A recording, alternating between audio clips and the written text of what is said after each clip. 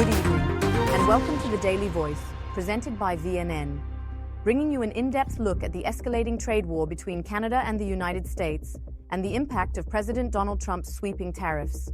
Let's get right into it.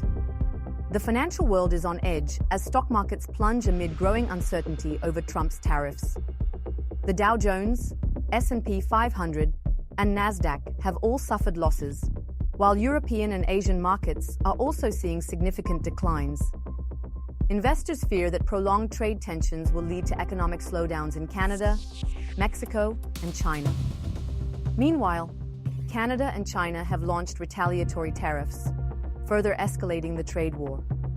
Prime Minister Justin Trudeau has made it clear: Canada will not back down. In response to Trump's tariffs, Canada has imposed 25% duties on $30 billion worth of U.S. goods, with an additional $125 billion in levies set to follow if the U.S. does not reverse course. Trudeau has also announced potential relief measures for affected Canadian businesses, including expanded financial aid and extended employment insurance benefits. The Prime Minister is urging a diplomatic resolution, but warns that Canada will continue to fight for its economic stability. Canada's energy sector is bracing for severe economic consequences as Trump's 10% tariff on Canadian crude oil takes effect. Alberta's oil industry, which was on a path to recovery, now faces new uncertainty.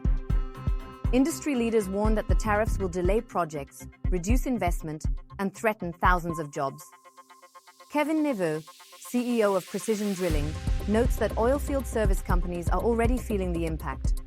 A recent TD Cowen report lowered its 2025 drilling forecast, citing tariff-related concerns. The Canadian Association of Energy Contractors warns that even a small drop in investment could trigger immediate job losses, reversing hard-won gains in the sector. Alberta's economy is under significant pressure as Trump's tariffs hit key industries. The province, which relies heavily on U.S. trade, now faces a potential recession.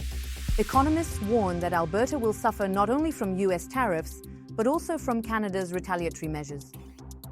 Premier Danielle Smith is exploring countermeasures, including increased trade with Asia and Europe.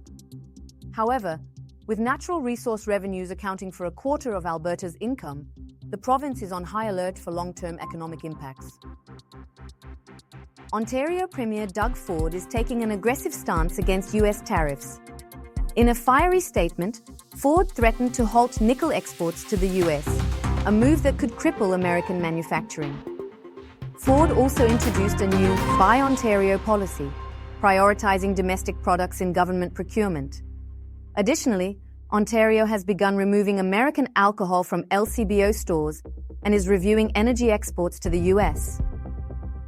Ford's message to Trump is clear: Ontario will not be bullied.